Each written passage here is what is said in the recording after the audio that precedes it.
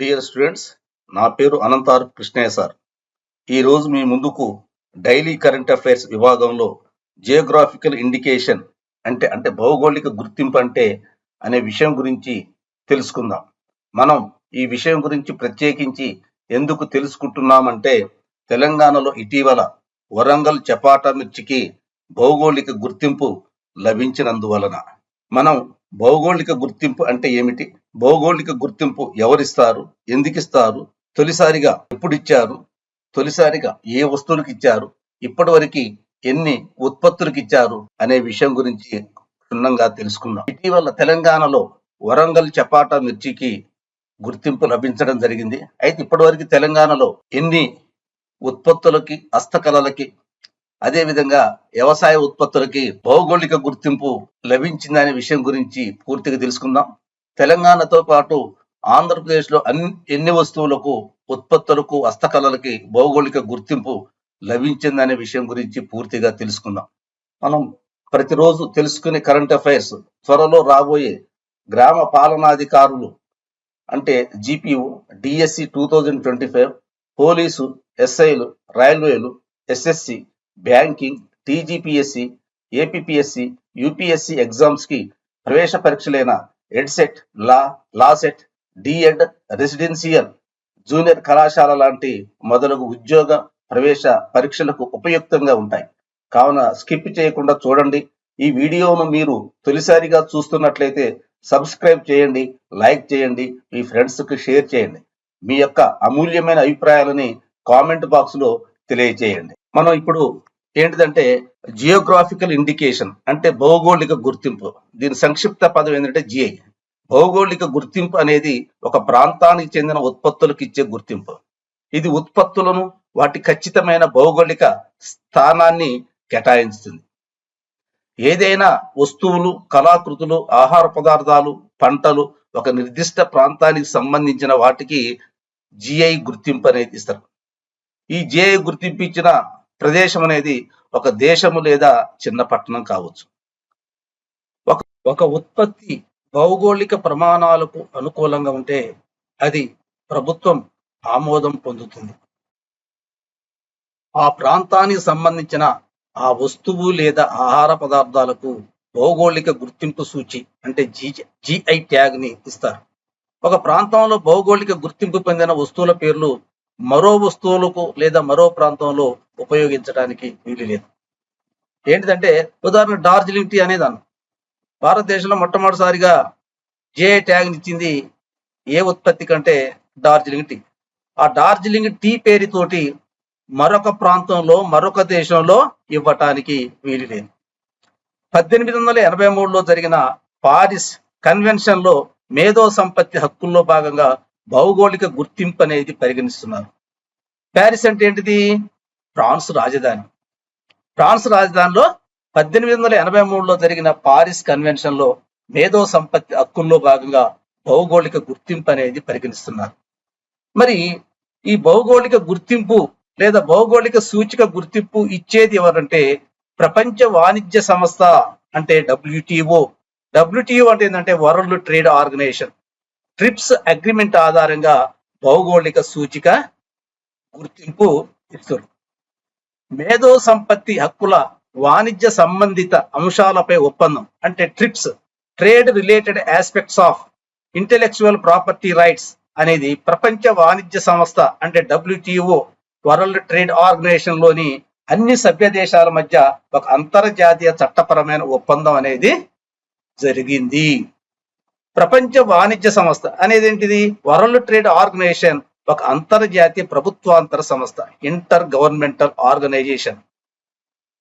WTO అంటే ప్రపంచ వాణిజ్య సంస్థ యొక్క ప్రధాన కార్యాలయం ఎక్కడ కలదంటే స్విట్జర్లాండ్ లోని జెనీవా నగరంలో కలదు. మరి దీని యొక్క ఉద్దేశం ఏంటి అంటే ప్రపంచ వాణిజ్య సంస్థ యొక్క లక్ష్యం ఏంటిదంటే ప్రపంచ వాణిజ్యాన్ని సులభతరం చేయుట. ప్రపంచ వాణిజ్యాన్ని సులభతరం చేయటమే ప్రపంచ వాణిజ్య సంస్థను ఎన్ని సంవత్సరాల క్రితం ఏర్పాటు చేశారంటే 30 సంవత్సరాల క్రితం. ఎప్పుడు ఏర్పాటు చేశారంటే 1995 జనవరి 1న ఏర్పాటు చేశారు. దీనిలో 166 సభ్య దేశాలు కలవు. అదేవిధంగా దీని యొక్క ప్రధాన కార్యాలయం ఎక్కడ కలదు? స్విట్జర్లాండ్లోని జెనీవా నగరంలో కలదు.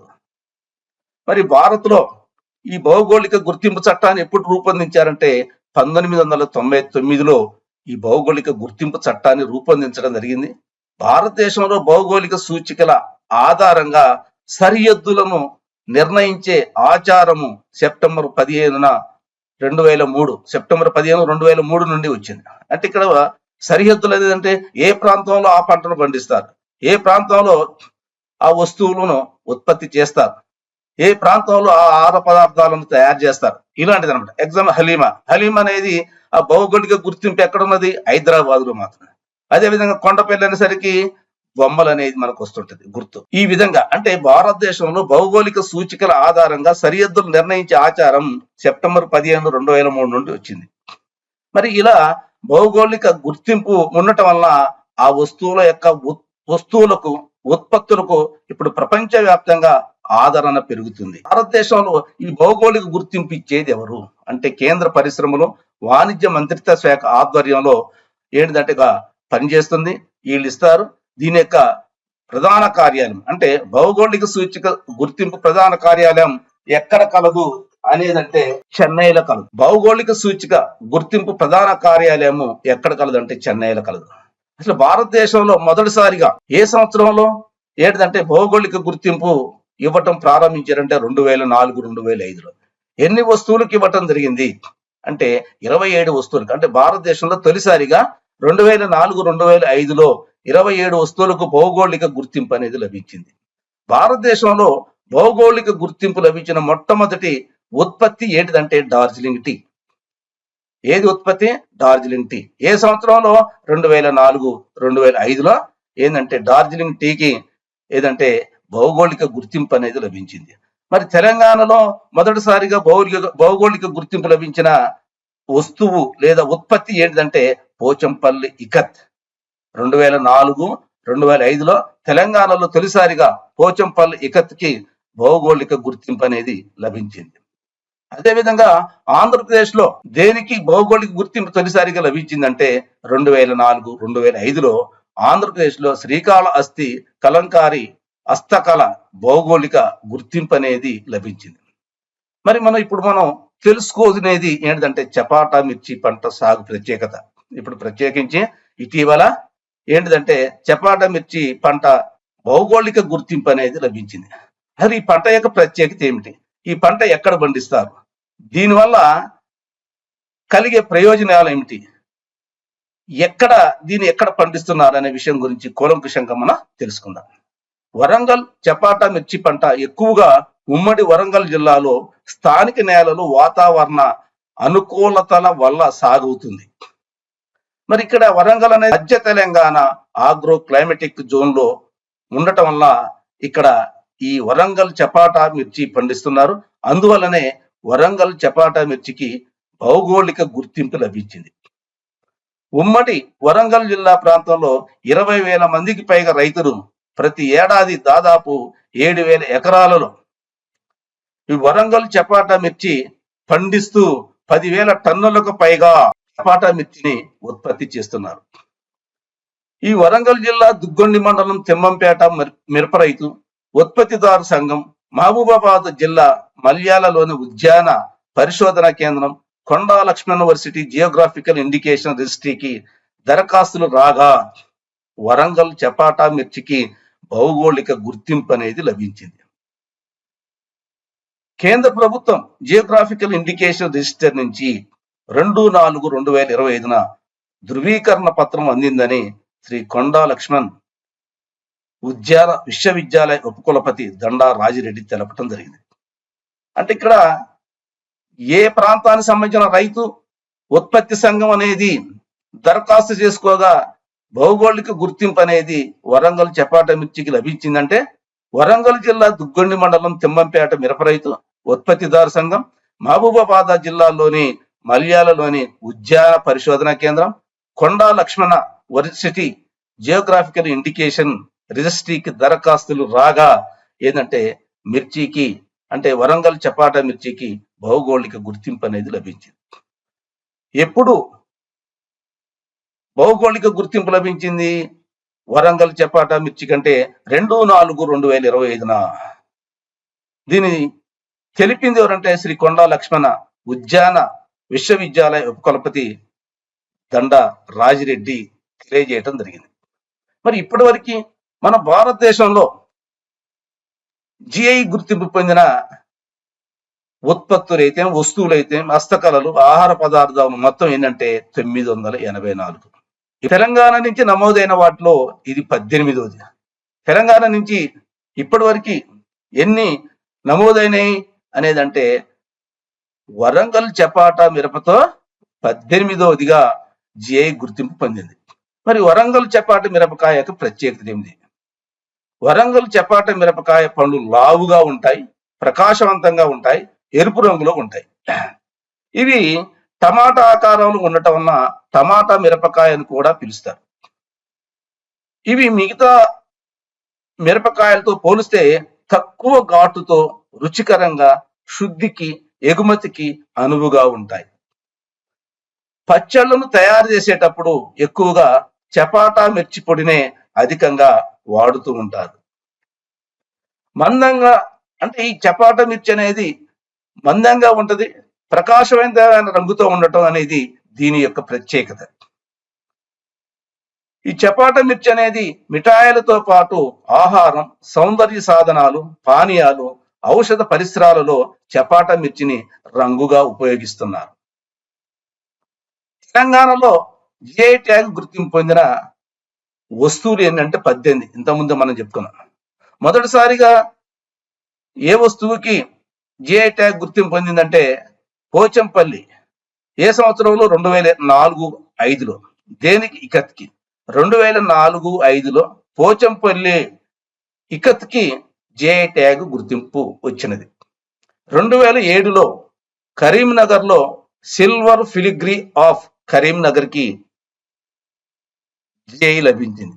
అదేవిధంగా 2008లో చెరియాల పెయింటింగ్, 2009లో నిర్మల్ టాయ్స్ అండ్ క్రాఫ్ట్, 2009లో నిర్మల్ ఫర్నిచర్, 2010లో హైదరాబాద్ హలీం, 2010లో పెంబర్తి మెటల్ క్రాఫ్ట్, 2012లో గద్వాల్ చీరలకి, 2012లో సిద్దిపేట గొల్లబామ కాటన్ చీరలు, 2013లో నారాయణపేట చేనేత చీరలు, 2015లో పుట్టపాక తెలియ రుమాల్, 2017లో బంగినపల్లి మామిడి పళ్ళకు, 2018లో ఆదిలాబాద్లోని డోక్రా, 2018లో వరంగల్ దురీస్ అంటే తివాచీలు, 2019లో నిర్మల్ పెయింటింగ్స్, 2022లో తాండూరు కందిపప్పుకు, 2024లో ఏంటంటే హైదరాబాద్ లక్క గాజులకు, అదేవిధంగా 2025లో వరంగల్కు చెందిన చపాటా మిర్చికి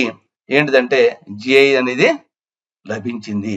మరి ఆంధ్రప్రదేశ్లో జిఐ ట్యాగ్ గుర్తింపు పొందిన వస్తువులన్నీ అంటే ఆంధ్రప్రదేశ్లో మొట్టమొదటిసారిగా ఏంటిదంటే ఏ వస్తువుకి జిఐ ట్యాగ్ గుర్తింపు వచ్చిందంటే 2004-05లో శ్రీకాళహస్తి కలంకారి హస్తకళకు జిఐ ట్యాగ్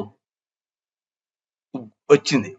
అదేవిధంగా 2007-08లో కొండపల్లి బొమ్మలు హస్తకళకు సంబంధించినవి, 2008-09లో హస్తకళకు సంబంధించిన మచిలీపట్నం కలంకారి, 2008-09లో హస్తకళకు సంబంధించిన బుడితి బెల్ మరియు బ్రాస్ క్రాఫ్ట్, 2008-09లో హస్తకళకు సంబంధించిన తోలు బొమ్మలాట, 2008-09లో హస్తకళకు సంబంధించిన ఉప్పాడ జందాని చీరలు, 2009-10లో ఆహార పదార్థానికి సంబంధించిన తిరుపతి లడ్డు, 2010-11లో వ్యవసాయ ఉత్పత్తికి సంబంధించిన గుంటూరు సన్న మిర్చి, 2011-12లో హస్తకళకు సంబంధించిన వెంకటగిరి చీరలు, 2011-12లో హస్తకళకు సంబంధించిన బొబ్బిలి వీణ, 2012-13లో హస్తకళకు సంబంధించిన మంగళగిరి చీరలు మరియు బట్టలు, 2013-14లో హస్తకళకు సంబంధించిన ధర్మవరం చేనేత పట్టు చీరలు మరియు పావడాలు, 2016-17లో ఆహార పదార్థానికి చెందిన బందర్ లడ్డు, అదేవిధంగా 2016-17లో హస్తకళలకు సంబంధించిన ఉదయగిరి చెక్క కత్తిపీట, 2017-18 హస్తకళలకు చెందిన దుర్గి రాతి శిల్పాలు, 2017-18 హస్తకళలకు చెందిన ఏటికొప్పాక బొమ్మలు, 2017-18 హస్తకళకు చెందిన ఆళ్లగడ్డ రాతి శిల్పం, 2023-24 ఆహార పదార్థాలకు సంబంధించిన ఆత్రేయపురం పూతరేకులు, 2023-24 హస్తకళకు సంబంధించిన Narsapur crochet lace products, 2023-24 Araku valley Arabic కాఫీకి ఏంటిదంటే జిఐ ట్యాగ్ అనేది లభించింది. ఇప్పుడు మనం తెలుసుకోవాల్సింది ఏంటంటే ఆంధ్రప్రదేశ్లో ఎన్ని వస్తువులకి జిఐ ట్యాగ్ లభించిందంటే 20. తొలిసారిగా ఏ సంవత్సరంలో లభించిందంటే 2004-5లో. దేనికి ఏ వస్తువు కంటే హస్తకళకు సంబంధించిన శ్రీకాళహస్తి కలంకారి. అదేవిధంగా చివరిగా అంటే చివరి ఉత్పత్తి ఏంటిదంటే అరకు వ్యాలీ అరబ్ కాఫీ వ్యవసాయ ఉత్పత్తి సంబంధించింది 2023-24 సంవత్సరానికి సంపాదించింది, దీనికి లభించింది. ఈ అరకు వ్యాలీ అరబిక్ కాఫీ అనేది ఆంధ్రప్రదేశ్ ఒడిశా సరిహద్దుల్లో దీన్ని విస్తృతంగా సాగు చేస్తున్నారు. మా యూట్యూబ్ ఛానల్ని మీరు మొదటిసారిగా చూస్తున్నట్లయితే సబ్స్క్రైబ్ చేయండి, లైక్ చేయండి, షేర్ చేయండి. Thanks for watching.